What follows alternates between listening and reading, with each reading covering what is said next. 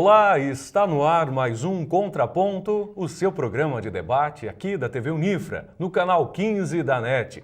Estamos de volta com mais uma edição do nosso programa nessa semana para tratarmos sobre assuntos que reverberaram nos principais meios de comunicação na última semana.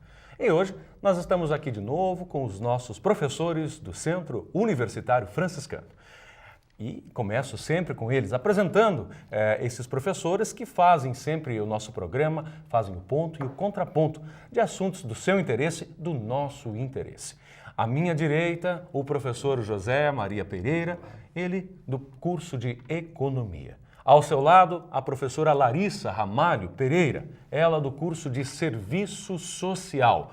À minha esquerda, o professor de História, Alexandre Macari. Hoje, infelizmente, não vamos contar com a presença do professor Sandro Meiners, mas certamente na próxima edição ele estará conosco. Mas esta bancada está preparada, pronta para debater, para discutir três pautas, não é? Como sempre, nós apresentamos aqui três assuntos relevantes e vamos a eles. O primeiro deles, agora, já nesse primeiro bloco, é mais parquímetros ou flanelinhas? A Prefeitura de Santa Maria abriu licitação para parquímetros aqui na nossa cidade até julho. Ou seja, temos a chance de contarmos com mais lugares, com mais ruas com parquímetros. Vamos ter que pagar para estacionar o carro em mais lugares, não é?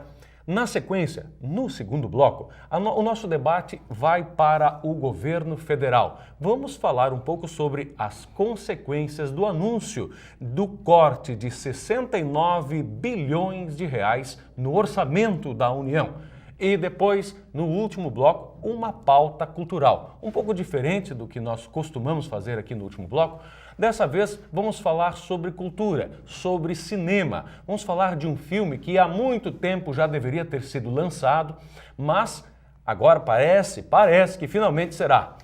Filme Chateau, uma obra inacabada do ator global Guilherme Fontes, finalmente deve ser lançado. Vamos discutir, vamos debater também esta produção aí e a polêmica que se gerou em torno dela.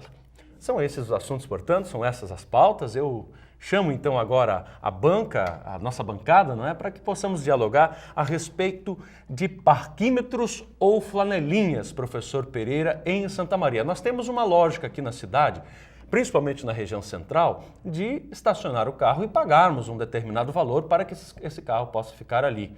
Não é? Entre aspas, seguro, também podemos assim dizer, porque está, talvez assim, protegido pelo olhar da fiscal. Não é? Quer dizer, sou eu que estou dizendo isto. Mas também temos os flanelinhas, que prometem segurança em troca, não é, de algum valor, de alguma moeda, de algum real, R$2, enfim. Mas a Prefeitura está com um projeto abrindo licitação para ampliar o espaço de parquímetros e também promete, em outra matéria publicada nos últimos dias, colocar um parquímetro na rua da rodoviária de Santa Maria, com o objetivo de evitar o trabalho dos flanelinhas.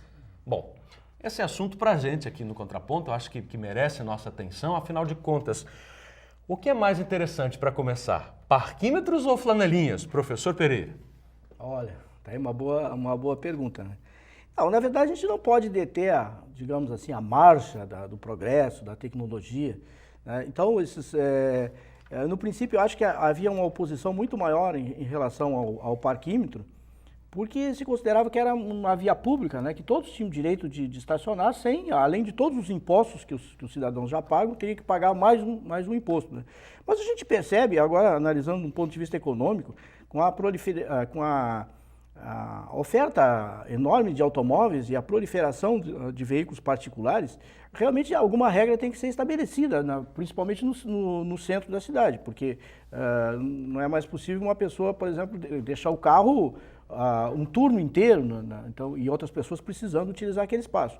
Até aí tudo bem. Agora, quer dizer, se fosse flanelinha ou se fosse parquímetro, o resultado seria o mesmo. Só que do ponto de vista social, acho que essa talvez seja a discussão, o flanelinha, né, que já existia, diga-se de passagem, aqui em Santa Maria houve uma regulamentação, né, Acho que a coisa emperrou depois por problemas, talvez junto à Justiça do Trabalho, né, alguma coisa assim. Acho que até era a Associação dos Jovens Empresários que controlava isso, os flanelinhas. Então eles eram mais ou menos registrados, recebiam, acho que não sei se integralmente, mas enfim, né? Eu achava interessante aquela opção, né? Porque desviava os jovens, principalmente, na sua maior parte, da desocupação, no mínimo. E eles tinham algum rendimento, né? Mas aí a coisa realmente mudou e algumas cidades fizeram em caráter experimental e Santa Maria passou para esse mesmo ponto. Então, eu continuo achando que agora, então, se tem quase que as duas coisas, né? O parquímetro e o flanelinha junto. Né? Aí nós ficamos, do ponto de vista de gasto do motorista, o pior dos mundos. Né?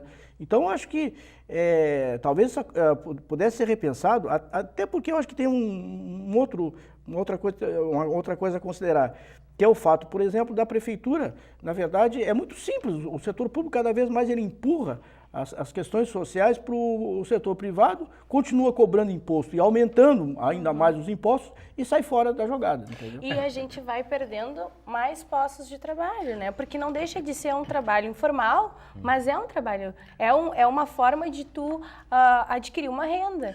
Então, nem outro, talvez... E não dá para pensar, Laís, desculpa, que o flanelinha é um marginal, né? Porque nós vimos, esse assunto foi suscitado, a RBS fez uma matéria essa semana, aí no caso da rodoviária especificamente, entrevistou ali, o repórter entrevistou os flanelinhas, e tinha gente, por exemplo, que trabalhava na construção civil durante todo o dia, mas e à noite ele fazia um bico ali.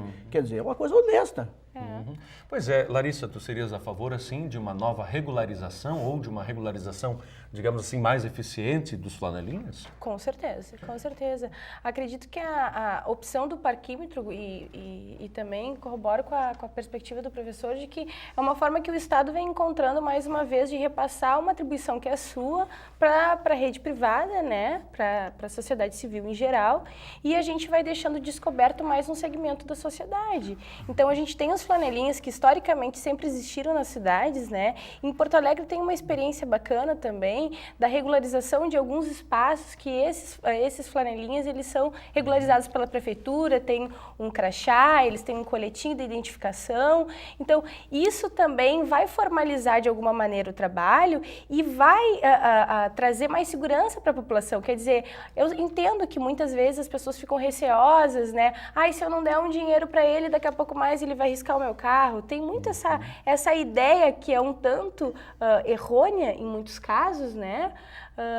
Mas assim, com o parquímetro, ninguém garante que o teu carro também não vai sofrer algum dano, né? Exato. Até porque tu vai ali, tu paga por um determinado período, mas tu não tem uma pessoa que é responsável pelo cuidado com o teu veículo. Isso tu não tem. Com cuidado do tempo, se não ultrapassou o tempo, isso sim. Isso eles estão atentos sempre. Eu acho que existe mais para isso, mas não para cuidar do veículo. E outra, depois tu vai, quando tu passa do determinado tempo e tu recebe o aviso, tu tem que ir atrás de um representante do parquímetro para te conseguir pagar, e que é um valor alto hoje.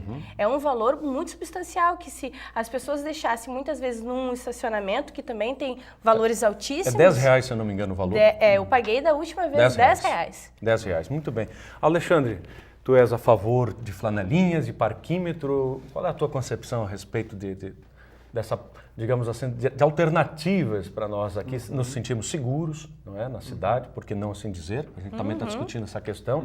Não é? E tem esse lado social também aí. O flanelinha poderia beneficiar uma família se ele fosse regularizado. Pois ouvindo os colegas, é evidente que é difícil estabelecer um contraponto dentro desse assunto, porque, na verdade, a questão social ela está bem presente. Ela se torna bem evidente aqui. Bem evidente nisso, né? De fato, eu penso que o espaço da rodoviária, por exemplo, ele já tinha, de certa forma, oferece as duas opções no estacionamento fechado. Exatamente. Para quem, Já tem um pra quem estacionamento deseja, particular ali do que o lado. valor não é alto, diga-se de Claro, passagem. não é, não. Né? E o espaço da rua que poderia sim ser organizado para que os flanelinhos pudessem ser trabalhados. Ou seja, não necessitaria, né, de criar pontos, né, fazer com que essa empresa privada colocasse mais pontos para que, enfim, fossem expulsos e... Não, parece que a ideia é expulsar os Expulsar os flanelinhos. flanelinhos. Mas Só que exato. assim, tem uma questão, né? O parquímetro funciona até um determinado horário do dia, Sim. né? E depois desse horário, tu vai ter os flanelinhos, Claro. de uma forma ou de outra. Então, por que já não regularizar a situação deles para as 24 horas do dia, né? Não, é importante a gente esclarecer que nós não estamos indo contra a empresa que está colocando Sim. os parquímetros, Mas mas até- a alternativa do poder público de tentar organizar de maneira, né, mais eficiente para que ambos saiam ganhando, Claro. mas principalmente a população seja beneficiada. Até sobre isso, Michael, né, é importante destacar que essa licitação, né, ela foi aberta e teve que ser, né, revista por problemas nela, e por isso até que vai ficar esse período agora, a cidade sem os Não, parquímetros. sim, e é Que importante... vai ocasionar também demissão de funcionários dessa empresa. É isso que eu quis dizer, quer dizer, nós também temos funcionários contratados e Claro. famílias sendo sustentadas por estes funcionários dessa empresa. Quer dizer, Claro. não é porque vamos ganhar do ponto de vista social só nos flanelinhas, não. Mas é claro. Os funcionários também são pessoas santamarienses que possuem família e que nós devemos, então, levar em consideração aqui. Mas o diálogo aqui não é contra, volto a dizer, a empresa que está colocando os parquímetros. Estava. Né? Ou estava, me desculpe. Na verdade, Mas essas muito pelo pessoas contrário, que também, nós- mas essas pessoas também podem se agregar a um novo sistema, Não, né? muito bem, E muito eu bem. acho que também tem um certo estigma quando a gente fala em flanelinhas, né? E é justamente o que o professor falava, esse estigma, que não é o vagabundo ou aquele que furta. Há uma esse- apreensão da população. Então assim. Aqui mesmo, muitas vezes aconteceu de eu ser cobrado nos entornos aqui da nossa instituição, não é? E eu ficar naquela incerteza. Porque quando o sujeito está ali num período mais longo, você encontra ele ali 2, 3 vezes por semana, ou mais até, você já começa aos poucos a criar aquele vínculo de confiança.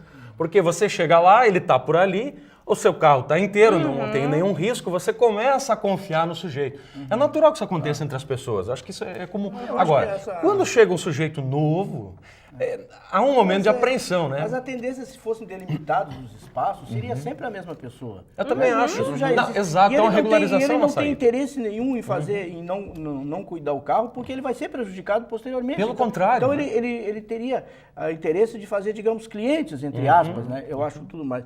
E além de tudo, a questão da empresa, eu acho que tem que ver também, porque no caso da prefeitura, nós já tivemos essa discussão, a mesma discussão em relação a questão do lixo aqui em Santa Maria, os containers, né? Era a mesma coisa no princípio, e então essa experiência foi feita, acho que em Caxias, aí se criticava muito, depois nós tínhamos um prefeito do mesmo PT aqui, que foi Valdeci na época, e os containers vieram para cá, e aí o pessoal da oposição criticava isso, né? Mas aí, uma vez que assumiu o governo, né, continuou deixando tudo do jeito como estava, né? E a mesma coisa o caso o caso do parquímetro, né? No caso da empresa, o que o Estado está fazendo, no caso da prefeitura?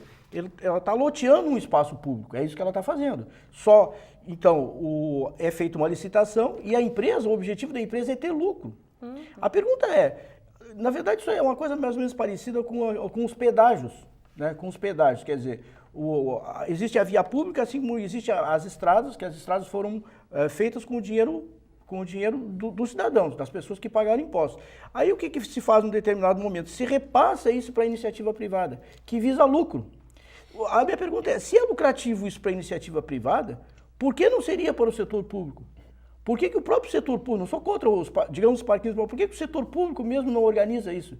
Ele passa para a iniciativa privada, faz uma licitação, em que aí, eu vi, mas eu não me lembro bem, quanto que a empresa leva nisso. 83%. 83%. Então, quer dizer, o setor público fica só com 17%. É isso que quer dizer, o setor público, então, o pessoal assume, digamos assim, para repassar o trabalho para o setor privado. Mas aí o ajuste seria bem anterior, professor Pereira. Me parece que o ajuste é na própria legislação, quer dizer, como dividir esse recurso? Não, mas por exemplo, assim como o setor público, assim como tem, por exemplo, os guardas de trânsito, né, que são feitos, tem concurso e tudo mais, poderia, da mesma maneira, ter um contingente de funcionários concursados que fariam esse trabalho. Da mesma maneira. Só que aí a prefeitura teria que esquentar a cabeça, teria que gente que organizar, controlar, etc. Planejamento. Projetos. É muito mais simples tu chegar e, isso é a última tecnologia, botamos uma empresa privada e ficamos com 17%. Bom negócio. Ótimo. Até sobre isso, né? O professor destacou a questão da última tecnologia. Essa reportagem, ela destaca que seriam substituídos todos os parquímetros que estão aí por uma tecnologia mais avançada, inovadora, enfim. E parece, pela reportagem também, que, né, a questão social, de fato, não interessa. Não transparece. Interessa. Não há nenhum benefício para o trabalhador. E eu acho que é uma questão assim, voltando à questão do trabalhador, que esses funcionários que hoje eram vinculados à empresa dos parquímetros, eles poderiam justamente se agregar a esse novo sistema, quem sabe, que daí demandaria planejamento, projetos, né, que fosse do setor público. E demandaria fiscalização. Porque os fiscais do trânsito, que antes quem fazia isso era a Brigada Militar, né, dentro da cidade. E aí passou a ser a prefeitura. E aí a gente teve uma discussão aqui em Santa Maria, se não me falha a memória, porque não houve concurso. A coisa foi feita, não houve concurso, logo se comprou viatura, se organizou, etc. Até agora está funcionando. Quer dizer, eu acho que dentro desse...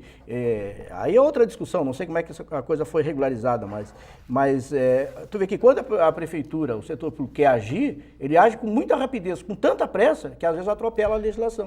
Mas eu estava falando da fiscalização também no caso dos flanelinhas. Fiscalização do valor que eles vão cobrar, ali do motorista na hora, que eles, porque provavelmente, né, nós estamos aqui dando uma sugestão. A sugestão de regularizar flanelinhas, porque haveria um benefício social. Muito bem. Agora, os flanelinhas também precisam ser fiscalizados para que o que eles estão fazendo ou viriam a fazer seja feito de maneira correta e que não cobrem valores a mais. Não é? Não é? Porque não adianta você, motorista, reclamar. Eu acho que é um contra o outro, né? O Alexandre deu um meio termo, eu acho que seria interessante. Quer dizer, não tem como voltar para trás. A questão dos parquímetros, eu acho que hoje não tem como evitar isso, né? Quer dizer, não tem retorno. Mas eu acho que, por exemplo, no caso da prefeitura, ela está licitando, tem 1.000 e quantos pontos? 1.200, não é isso? Agora vai para 2.000. 2.000. Quer dizer, são 800 pontos extras. Quer dizer, esses 800 pontos extras que não tem o parquímetro, por que Cargas d'Água da prefeitura está expandindo isso? E isso poderia ser regulamentado fazendo um mix, né? Nesses pontos mais afastados, talvez os flanelinhas, e continuar o parquímetro nos pontos mais centrais, como já existe hoje. Mas não, quer dizer, a prefeitura está expandindo mais ainda. Quer dizer, e esse pessoal que cuida carro vai cuidar onde? Quer dizer, a quilômetros de distância, eles perderam a sua atividade, né? Perderão. Privatizando mais o espaço público. Né? Muito bem, acho que a gente... Alexandre, mais um... destacar também que o professor Pereira até falou no início, né, da fala dele lá, né, que encontrar estacionamento em Santa Maria, no centro, é um desafio. É um desafio. E eu discordo de uma informação. Você até acha que o estacionamento na rodoviária, Alexandre, é barato. Mas aqui no centro nós não encontramos estacionamentos baratos. Ah, sim. Eu me refiro a esse não, da rodoviária. Lá concordo. Me refiro a esse da rodoviária. Mas acho que não dá para generalizar. Não, e aliás, os valores são altos. Essa legislação a pretexto de regularizar e que piorou dos 15 minutos. Só para destacar também, né, que o estacionamento ele é caro aqui no Brasil, ele é caro em todos Londres, ele é caro em Paris, ele é caro em vários países, né? Mas para que nós possamos relativizar porque também. Porque há muito carro, né? Então, quem tem carro teria poder aquisitivo, né? E que aí precisa estacionar, é evidente que vai. De alguma maneira isso vai forçar as pessoas a andarem mais a pé, me parece que sim. A ideia é produzir automóvel, quer dizer, vender automóvel e tal. E as montadoras, e as revendas principalmente, talvez até aqui na nossa cidade, não tem compromisso nenhum com o trânsito. Só tem compromisso em vender carro e ter lucro. Quer dizer, essas revendas podiam, de certa maneira, até participar de um processo para tentar ajudar a melhorar o trânsito da cidade. Mas elas só ajudam a piorar, na verdade, vendendo carro. Olha, 5º ano consecutivo que vendemos recorde de automóveis. O objetivo da empresa é lucro. Assim como essa do parquímetro. Assim começa do Parque Que vai ficar com 83% do faturamento. Quer dizer, no mínimo pareceria razoável que ficasse com metade do faturamento, algo assim, né? A prefeitura parece que poderia repensar esse modelo de distribuição de recursos para o Mas a prefeitura... Mas quem é o responsável por isso, Mas para a prefeitura tem muito, porque a prefeitura não vai fazer absolutamente nada. Pois é, mas quem seria o Nada, vai responsável? ganhar 17% e não vai fazer absolutamente nada. É. A única coisa que a prefeitura vai fazer é uma licitação. E tem que fazer certo a licitação para não precisar ficar repetindo, né? Pois é. Só que assim, é uma licitação de muito tempo também, né? 10 anos com prorrogação para mais 10. Então, assim, eu acho que esse período é por também causa é do muito... equipamento, mas aí que tá, entra o equipamento. Para que se pagar esse equipamento, é por isso que também no caso dos ônibus, a licitação é por um longo período. É longa, né? Para poder pagar o capital investido. Tá bem, gente, eu acho que diagnosticamos aí essa questão, acho que a comunidade que está em casa nos acompanha, sabe da preocupação que não é nossa apenas, mas enfim, da comunidade de Santa Maria, né, com relação a esses valores que estão sendo cobrados e essa questão da privatização do espaço público. Vamos ao intervalo comercial, nós voltamos já, não é, para o segundo bloco, para conversarmos sobre o corte no orçamento do governo federal de quase 70 bilhões, um anúncio que foi feito semana passada, que tem várias repercussões aí e é pauta e assunto aqui no Contraponto. Não saia daí, voltamos já.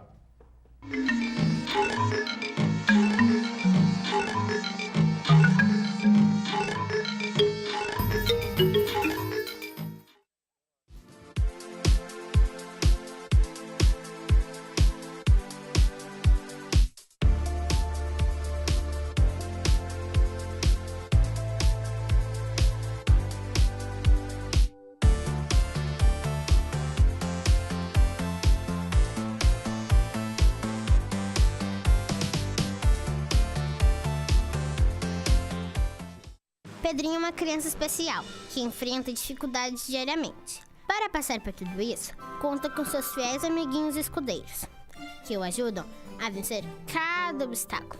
Sem eles, Pedrinho nunca conseguiria enfrentar o temível dragão, que impede que todos levem uma vida feliz no castelo. Para quem enfrenta um dragão por dia, uma mão amiga sempre é bem-vinda. Por isso, Pedrinho precisa da sua ajuda também.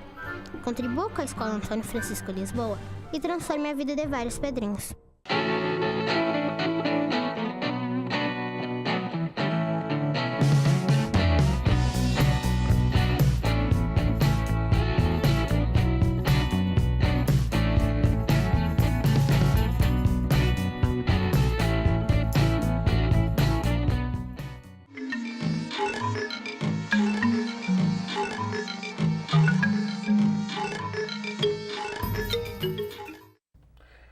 Muito bem, de volta, segundo bloco do Contraponto. Agora, professor Alexandre, vou a você para falar sobre o corte do orçamento.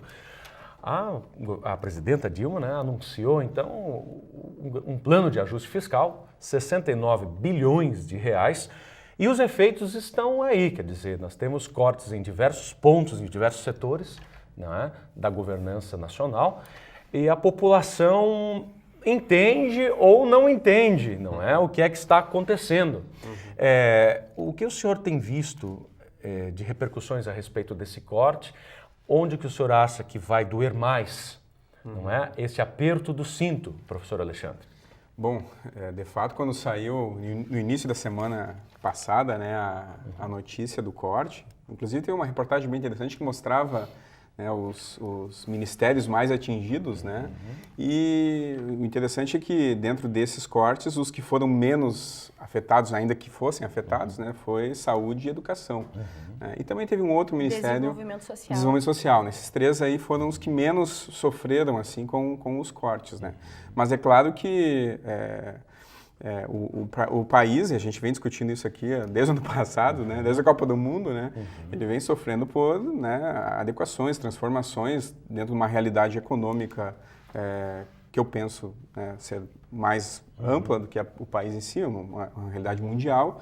E o que eu vejo nesse caso, Michael, é que a população, ela, pelo menos eu, né, vejo que para alguns setores, né, e para alguns espaços não há ajuste, não há corte, né? E a gente falou sobre isso também. os benefícios que alguns setores vêm recebendo, os aumentos de salários que os próprios deputados se dão, né, que o judiciário, né, se auto, né, enfim, acaba se auto dando, né, o aumento e tal. Então, o que parece paradoxal é isso, né? Bom, vamos cortar e é claro que isso vai resultar, né, num aumento alguém vai ter que pagar, né, a mais por isso e, infelizmente, quem paga é quem? É a população em geral. O trabalhador. Né? O trabalhador. Larissa, o Ministério de Desenvolvimento Social é o responsável pelo Bolsa Família e os outros projetos assistenciais. O que tu achas, Larissa? O corte foi menos significativo dentro da lógica política do governo petista de Dilma, de sair da pobreza, toda aquela filosofia, agora a questão da educação também. Tá na Constituição, Está na Constituição, concordo, mas não é uma filosofia do partido. Não, mas há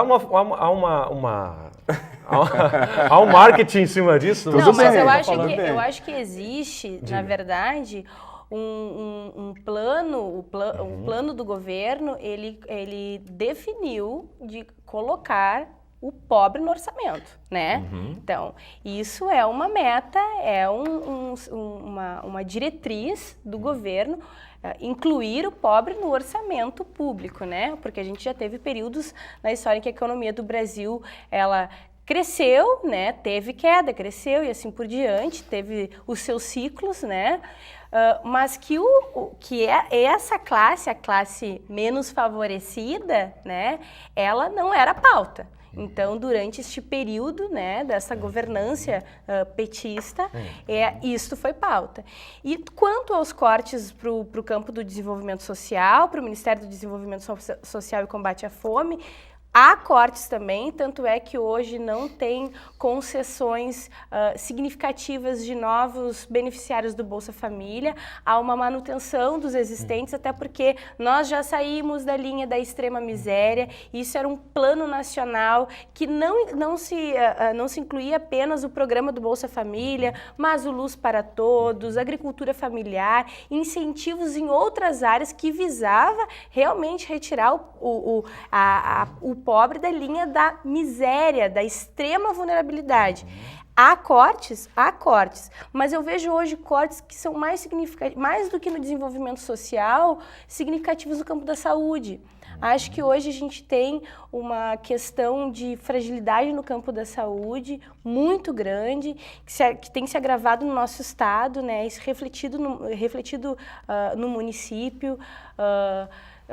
Serviços como os centros de atenção psicossocial, né, que eles precisam ser mais fortalecidos, ser mais investidos. Hoje a gente tem uma dificuldade, né, no campo da saúde, atenção primária principalmente, né, superlotados os hospitais. Então, acho que os cortes são muito mais significativos agora, do meu ponto de vista, no campo da saúde do que necessariamente no campo social.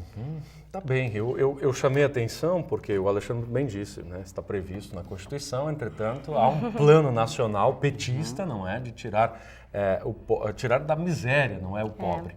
Mas eu não concordo muito com isso. Mas não, é onde eu queria chegar. Eu queria não é um plano petista.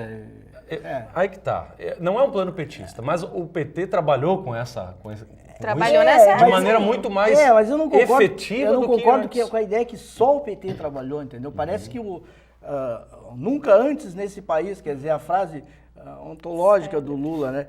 Eu acho o seguinte, esses programas sociais, a gente não vou recuperar aqui a ideia que vem desde o do Bolsa Educação, lá do Fernando Henrique Cardoso, quer dizer, só foram agrupados, então já existiam esses programas. Não, discordo do senhor, mas tudo bem. Não, pode discordar, mas Mas tu acha que não existia nada antes? Não, eu não disse que não existia nada. O Bolsa Educação não existia antes? Não, existia programas muito pontuais e que não beneficiavam de forma abrangente e intersetorial, porque eram programas que não visavam a intersetorialidade entre as políticas. O que esses programas de agora, quer dizer, de agora não, já de anos, eles têm uma outra perspectiva, um outro objetivo. Olha, eu não acho isso, entendeu? Eu realmente acho o seguinte. São dados, eu acho o seguinte, para mim tem duas coisas. Tu pode dar o peixe ou ensinar a pescar.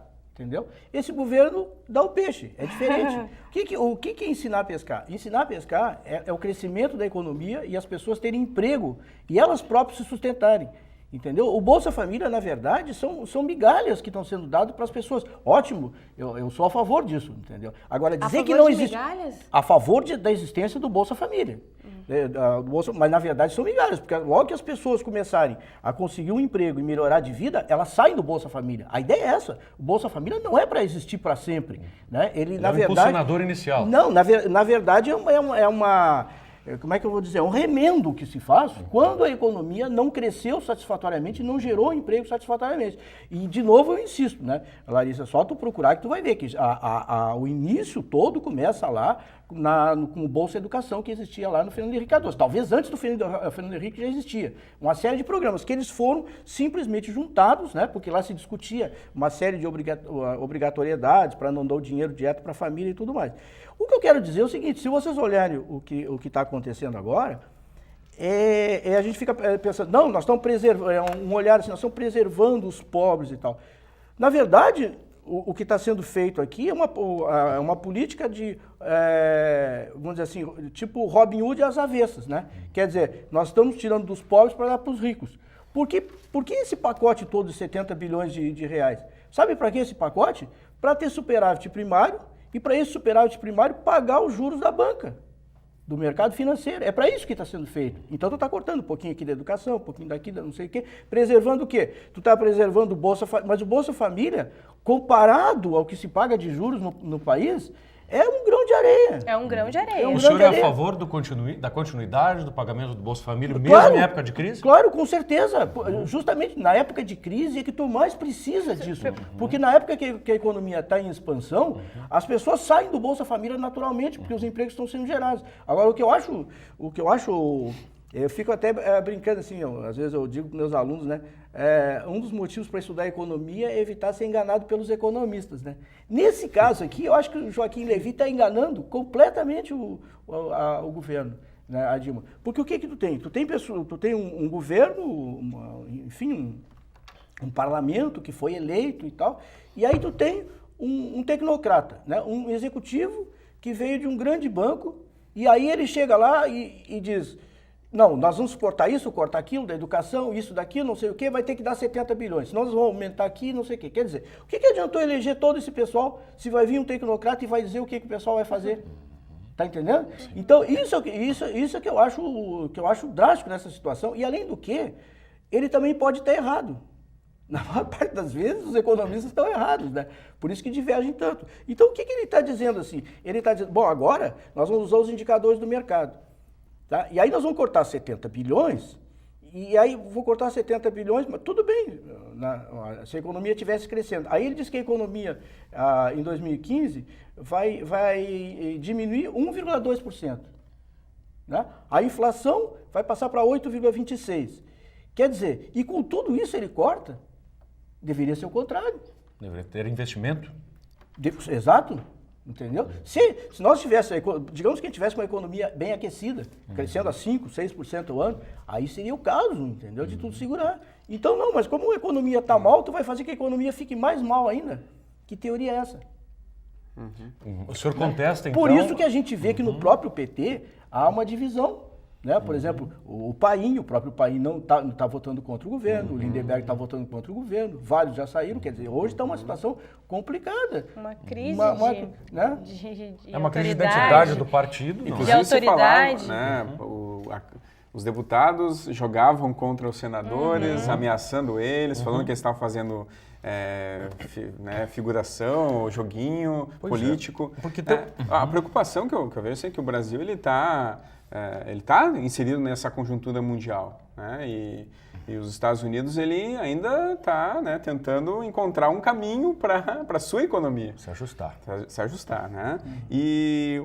Mas o Brasil ele recebeu a Copa do Mundo ano passado com uma série de investimentos, né? Muitos deles que estão hoje sendo investigados, né? E ano que vem tem os Jogos Olímpicos, né, Maicon? E a cidade olímpica está parada lá. Então, quem vai investir? É o governo do Rio de Janeiro? Mas foi tirado do Ministério das Cidades, não sei quantos milhões. A China esteve por aqui dias atrás fazendo um grande investimento numa 53 bi. Exato. O que podemos diagnosticar quanto a esse investimento, professor Pereira? Talvez há uma resposta, professor Alexandre. Já que não tem dinheiro aqui, vou pegar dinheiro fora, né? Da China. Mas eles vão cobrar, né? Não, claro. Isso vai vir a conta Agora, também. Mafalda já dizia. Os comunistas chineses. Isso nem tem tanta importância. Não tem importância? Não, eu acho que isso daí... O investimento da China não é importante para o Brasil, professor? Não, mas esse valor, ele é irrisório, não faz diferença. Comparado com o que a economia precisa para decolar de novo, entendeu? Isso, a questão toda, que eu acho que nesse momento, assim, quer dizer, o governo não se planejou, a ideia é mais ou menos que essa, não se planejou, vem gastando, os últimos governos, não só a Dilma, mas vem gastando os tubos, né, sem saber de onde vai sair esse dinheiro, né? E impossibilitado de aumentar impostos, já que a carga tributária se elevou muito, o governo vai buscar no mercado um salvador da pátria. O sujeito do mercado, ele pensa do jeito do mercado, entendeu? Ele vai trabalhar para o mercado. Aí é uma coisa muito complicada hoje, né? Porque eu acho que a questão é econômica, mas também é uma questão política, entendeu? Porque a Dilma, na verdade, está isolada, né? Ela tem, eu acho, outro dia eu vi uma análise muito interessante, até na Globo News, né? Dois cientistas políticos examinando a seguinte situação. Na verdade, a gente tem o PT, as alternativas seriam de governo PT e PSDB. Só que hoje, tanto o PT quanto o PSDB não lideram nenhum projeto político mais no Brasil. Quem que lidera? É um centrão, como existia no passado, que é o PMDB. E o PMDB hoje, desde algum tempo, é um partido fisiológico. Ele aprova o que interessa para os seus pares. Então, eu acho que esse é o grande problema. Entendeu? Estaríamos na mão do Levi, professor Pereira? Não, ou do PMDB? Só para eu entender, porque primeiro o senhor disse, primeiro o senhor fez uma afirmação muito contundente, eu até anotei ela, de que o governo perdeu a sua gerência. E aí me levou a inferenciar, estamos na mão do Levi. PMDB e Levi têm alguma relação? Olha, eu acho que o Levi tem mais facilidade de aprovação das medidas no PMDB do que certamente no PT, entendeu? O PT, na verdade, está aprovando essas medidas porque, na verdade, é o governo, né? E meio que tapando o nariz, ele está aprovando, mas está se dividindo mais ainda, né? E eu acho que é uma situação muito, muito complicada. Eu acho que a gente vive uma crise de hegemonia, uma crise de autoridade muito grande no Brasil, que está implicada em questões éticas. Se falava muito, mas eu acho que agora seria o momento de fazer isso, se houver possibilidade política, é um certo pacto político. Eu acho que o Brasil precisa fazer isso para tentar sair desse pântano em que ele mergulhou. Porque achar que tem um salvador da pátria, tipo o Levi, né, com a cabeça que o Levi tem, que é exatamente, simplesmente corta, né, aí vai atingir, inclusive, os mais fracos, os mais pobres, entendeu?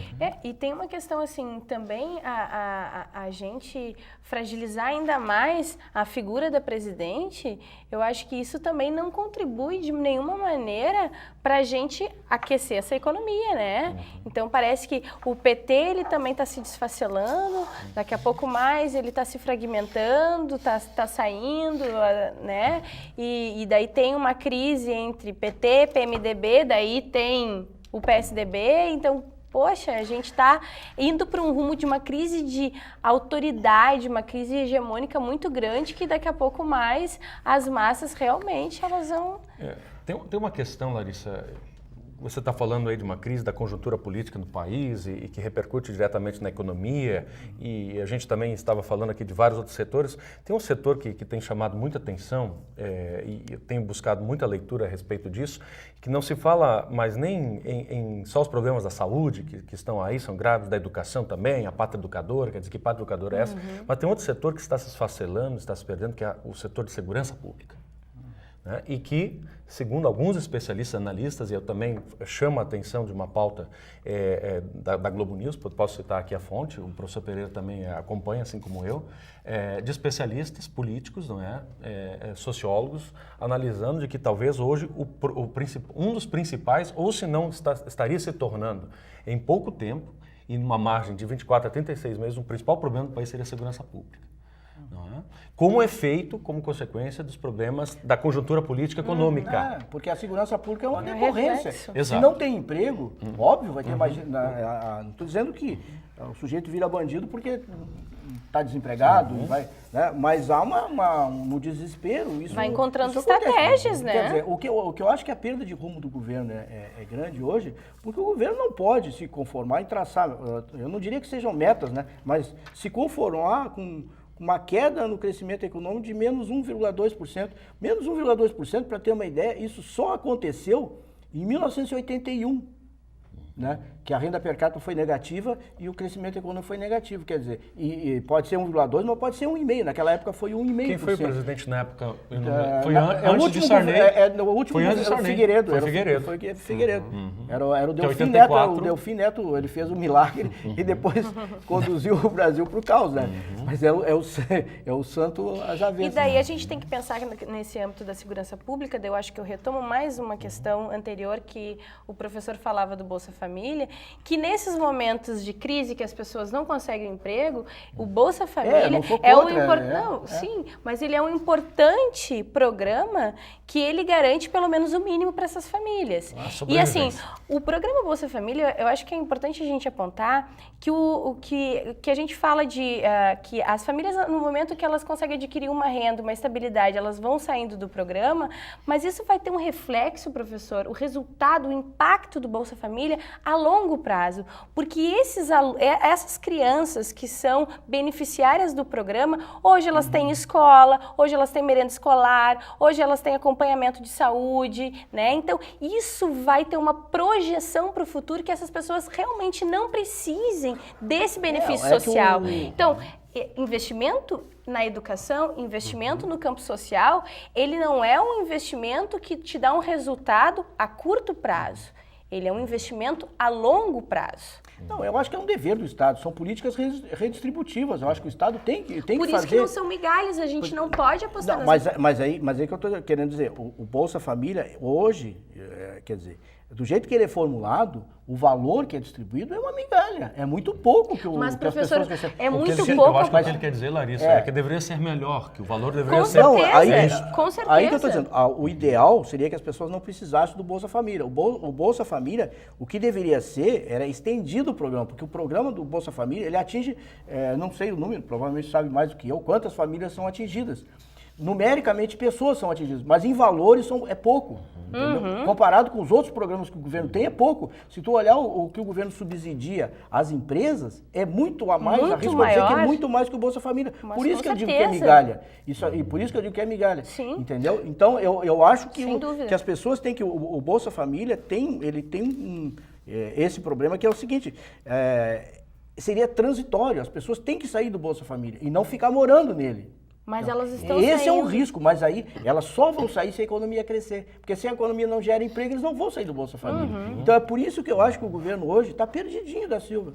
E se elas não tiverem emprego e se elas não tiverem renda, consequentemente, elas vão encontrar uma outra estratégia de sobrevivência. E uma das estratégias, muitas vezes, é a criminalidade. E daí a gente entra no aspecto da segurança pública, que isso implica diretamente. Bom, infelizmente nós estouramos o tempo do bloco. Eu teria algumas considerações a fazer com relação à segurança pública, especialmente com relação aos investimentos, mas nós vamos poder retomar essa questão. E na verdade, eu acho que ela não está fechada, porque o Congresso ainda está votando, e aí está com muita dificuldade. Nessa terça-feira, inclusive. Alguma coisa. O ajuste fiscal está aí. E de novo, que nem tem acontecido frequentemente, o pessoal lá... O baixo clero do Congresso está empurrando uma outra medida que não estava na pauta, que é a questão da mudança como se diz, da reforma política.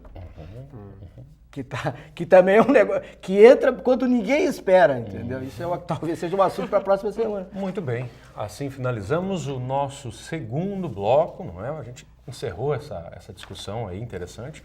Mas no terceiro bloco a gente volta, você não saia daí, vamos discutir uma pauta cultural. Vamos falar de um filme chamado Chateau, uma obra inacabada de um ator da Rede Globo de televisão, Guilherme Fontes, e que finalmente poderá ser lançado. O filme causou muita polêmica, aí a utilização dos recursos do governo federal, enfim. E isto merece a nossa atenção, o nosso debate aqui daqui a pouquinho. Voltamos já.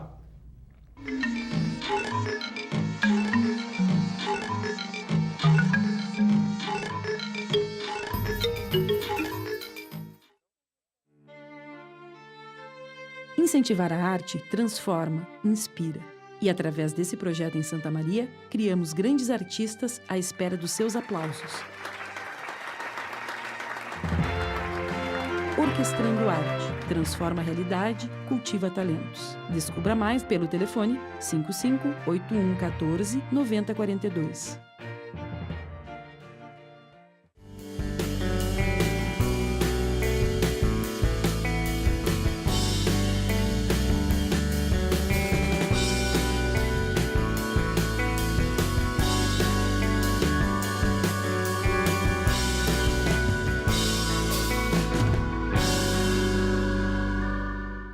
Inocência, energia que marca o nosso dia a dia.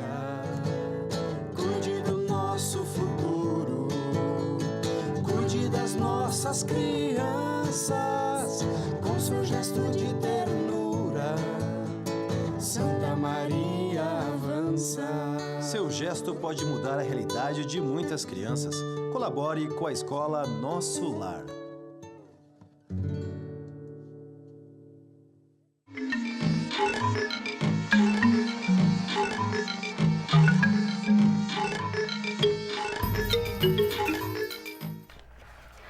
Muito bem, de volta, o terceiro e último bloco do nosso programa Contraponto, agora para falarmos sobre Chateau, o filme inacabado de Guilherme Fontes, ator da Rede Globo, que fez um grande investimento teve recursos, não é, do governo federal, são 14 milhões de reais, que deveriam ter sido investidos há muito tempo atrás, uma produção cinematográfica, mas que não saiu do lugar, não é? Que não aconteceu. Mas agora parece que finalmente, segundo algumas informações de alguns meios de comunicação aí do centro do país, o filme deve sair. Alexandre, a pauta sugerida por você, que é um sujeito que gosta de filmes, né? Talvez um cinéfilo, alguém que tem uma compreensão a respeito dessa produção audiovisual, e especialmente brasileira também, pode nos trazer mais informações sobre isso.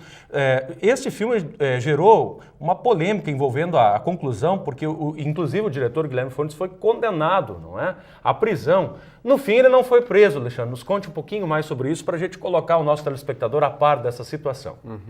Bom, então o filme Chateau, ele foi uma negociação que surgiu lá na década de 90, logo na sequência ali que o Fernando Moraes lançou a biografia sobre o Assis Chateaubriand. Quem é Assis Chateaubriand? Só para a gente relembrar. Um importante nome da comunicação e da política e da cultura brasileira. Foi quem trouxe a TV para o Brasil em 1950. 1950, né? A televisão, diários associados, inclusive um tempo aqui, o próprio jornal A Razão foi adquirido pelos diários associados, então o Chateau, como ele ficou apelidado e conhecido, né? Ele tem assim um personagem da história do século XX brasileiro, de fato. E uma biografia como a do Fernando Moraes, que é um excelente biógrafo, né? Ele constrói essa tessitura biográfica do personagem Chateau, né? Entremeando com aspectos da história do Brasil. E o Guilherme Fontes, né, na época, era um jovem ainda, né, que estava começando a fazer sucesso na Rede Globo. Eu até não considero um ator global assim, porque esse episódio acabou, de certa forma, né, maculando a imagem dele, e os papéis que ele vem recebendo diminuíram bastante assim, se comparado com outros atores, mas claro que ele faz participações e atua em novelas da Globo. Mas então, na década de 90, o Guilherme Fontes entrou em contato com o Fernando Moraes, queria vender os direitos para um outro produtor brasileiro, o Barretão, né, que é um dos mais importantes e famosos produtores do cinema nacional. E o Guilherme Fontes meio que cortou o caminho e ofereceu uma proposta, né, já para a época, bastante alta, assim, para comprar os direitos de fazer o filme. Bom, e aí a partir da negociação e de conseguir a compra disso, ele foi atrás justamente dos recursos, né?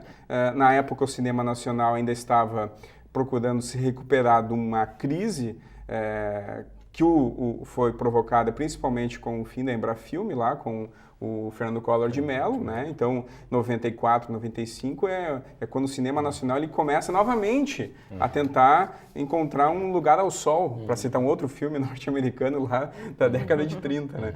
Então, o Chateau, ele começou com essa fase de captação de recursos. Ele, né, buscou recursos, na época, o Francisco Verfort, que era o ministro da Cultura do Fernando Henrique, né, ele foi entremeando os aspectos políticos e tal, e foi conseguindo verba da Ancine, verba de outros lugares, depois conseguiu uma parte da Petrobras e investimentos privados e foi juntando, né, um bolo que resultou numa parte disso, né? E aí resolveu, digamos que, né, como é um personagem que transita por várias épocas, né? Como tem uma perspectiva muito épica e grandiosa, ele tentou estabelecer uma negociação com o Francis Ford Coppola, que na época, né, era um diretor já consagrado, mas que não vinha fazendo assim grandes filmes. E, né, o Coppola veio para o Brasil, enfim, e tomou gosto pelo projeto, mas, né, tomar gosto não necessita dar dinheiro, né? E aí, claro que o projeto inicial ele começou a ser pensado, o roteiro foi feito e tal, e começaram a passar o período, né, o afastamento da produção, e eles não gravavam, até que ele começou a gravar sem um planejamento estratégico, sem ter os recursos totais, né, que resultou nesses mais de 20 anos, né, de produção, que, enfim, diz que vai ser lançado, mas eu particularmente, só acredito vendo. Né? O trailer que o Fernando Moraes, inclusive, lançou nas redes sociais, o trailer é uma coisa completamente sem sentido, horrendo, né? São imagens soltas, né? E lamentável, né? Mas ele diz que está inacabado ainda, né? Está pronto, mas deveria ser lançado nesse semestre, né, Larissa? Só uma dúvida.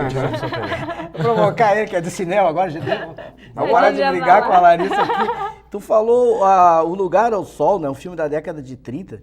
E eu conheço um filme chamado O Sol é para Todos. É outro filme. Da década de 50, esse. O Sol é para Todos, né? O Sol é para Todos, isso aí. Conheço esse Gregory Peck, eu acho. Gregory Peck e o Sidney Poitier. Bom. Pois é. Não consegui pegar ele. Mas quem me perguntou mesmo sobre o... Não, professor Pereira... Não, esse é um filme muito bom. Esse. Sim, só para destacar, né? Falou do orçamento desse filme, né? Que foi mais de 12 milhões de reais. Pro padrão hollywoodiano, isso são migalhas, só para constar, né? Um filme brasileiro. Um filme épico hollywoodiano, ele custa em torno de 300 milhões de dólares. Esse valor tem reais? Esse valor tem em reais. Então ele tem que ser atualizado, né? Claro, vezes 4 milhões de dólares hoje. Não sei, para a época... Vezes 3, 12, está mais ou menos 13 e alguma coisa o dólar. Mas certamente muito acima dos padrões. Muito acima. Os filmes brasileiros, em geral, eles têm um valor entre 7 milhões e 9 milhões.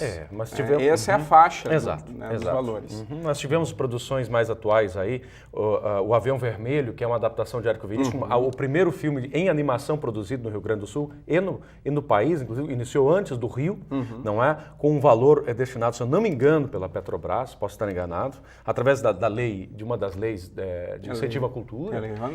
Exatamente, 4,5 milhões. Eu não sei nem se não vou fazer um filme mais barato agora com a Globo, né? A Globo Filmes, eu acho que está utilizando o elenco da Globo e tudo mais, eu acho que eles conseguem fazer com custo mais baixo. Mas também contam com o apoio da Petrobras em boa parte das produções. Em boa parte das produções. Isso é importante destacar, né? A Petrobras ela tem todas as pendengas aí que vem se discutindo, mas em se tratando de cinema, é um dos principais órgãos que financia. É a grande fomentador do cinema brasileiro. Mas ele está sendo investigado, né? Já foi condenado. Ele já foi condenado. O Guilherme foi condenado, no momento estaria prestando serviços comunitários, não é? Para não ficar preso, Mas, enfim, e ele está também aí revoltado com outra questão. Me parece que o Ministério da Justiça, segundo as informações aqui, apontou um conteúdo sexual fora do normal e o longa recebeu a classificação indicativa de 14 anos. O Guilherme já contestou isso dizendo que tem coisa muito pior nas novelas, né, da TV brasileira. Da TV Globo. Da TV Globo. Ah, bom. Por isso que eu coloco, ele não é bem global. Não é bem global. Agora, o que Diga, chama professor a atenção é que o Guilherme Fontes, quer dizer, nem falou o Alexandre, nem era um ator tão global assim. Quer dizer, um jovem, início de carreira, aí, digamos, um aventureiro mesmo, né? Nem tinha experiência como diretor, nem como produtor. Aí ele sai usando sei lá, o nome da Globo, o dele próprio, e consegue dinheiro da Petrobras. E o erário conseguiu público, dinheiro né? do FINEP, que inclusive é de financiamento de projetos, né? Acho que do Ministério da Cultura, Eu acho que o FINEP é da Cultura. Acho que é da Cultura. E quer dizer, e aí pega dinheiro da Petrobras, pega dinheiro do que eu vi ali da Ipiranga, várias, quer dizer, um valor enorme, assim, aparentemente só sem ter nenhuma, quer dizer, sem currículo. Como é que isso acontecia? De 27 anos. Roteiro inacabado. Pois houve uma aposta no Guilherme, né? Algum prestígio ele tinha. Mas parece muito amadorismo. A credibilidade pra mim, dele estava em algum lugar, professor Pereira. Onde Mas que é difícil, que talvez ele pelo tava fato de fazendo ser um ator da Globo. É por isso que eu citei, ator global, sabe, Alexandre? Porque Mas eu tenho uma outra explicação. Eu acho que é por causa do personagem. Porque o Assis Chateaubriand era dentro da política brasileira. Da política, não, e sobretudo da parte que interessa do poder, né? Quer dizer, dos empresários. Quer dizer, ele foi um grande empresário do setor de comunicações, né? Então, acho que por conta disso, né, por essa, as próprias empresas gostariam de ver uma pessoa representativa do seu segmento sendo popularizada. Eu acho que é nesse sentido que facilitou. Vamos supor se naquela época ele resolvesse fazer um filme sobre...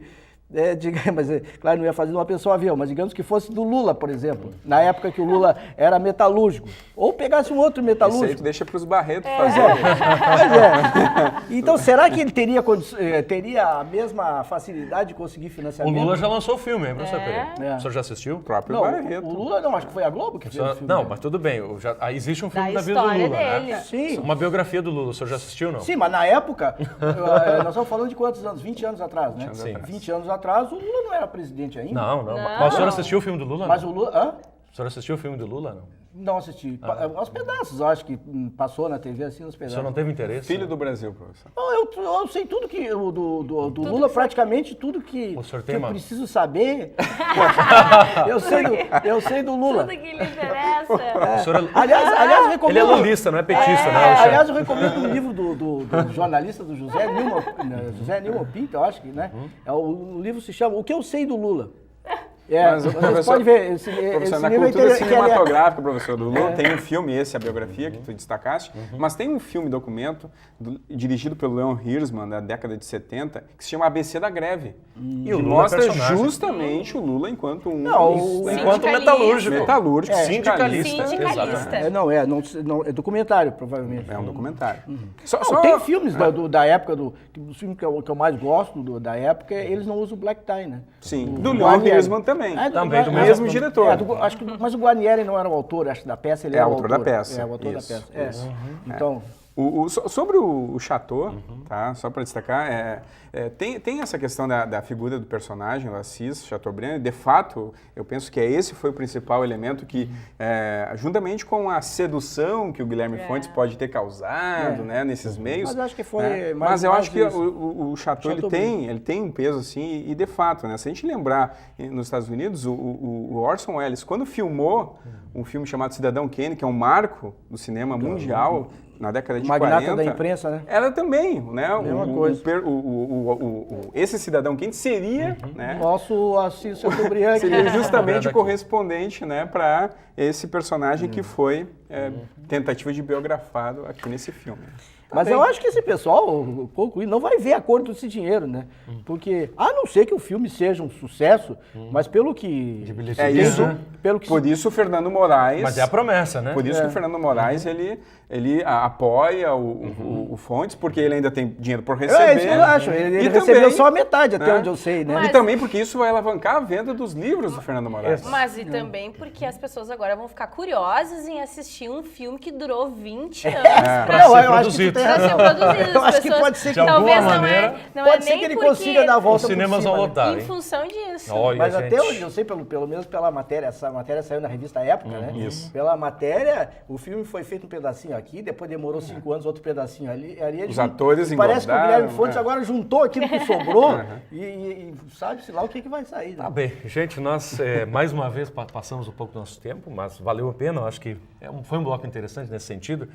O Contraponto também tem esses momentos, esses espaços de discussão a respeito dos aspectos culturais, do desenvolvimento da cultura do nosso país. Acho que foi uma boa oportunidade, uma boa sugestão do professor Alexandre. Encerramos assim o nosso programa, mais essa edição, agradecendo a vocês, professores, a equipe da TV Unifra e a você que está em casa, sempre nos prestigiando, nos diversos horários em que o programa vai ao ar aí, na TV Unifra, no canal 15 da NET.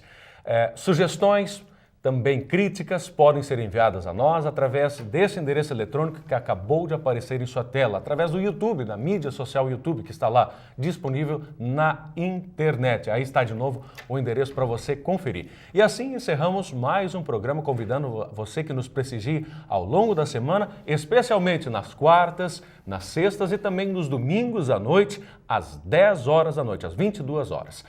Até mais, tchau, tchau.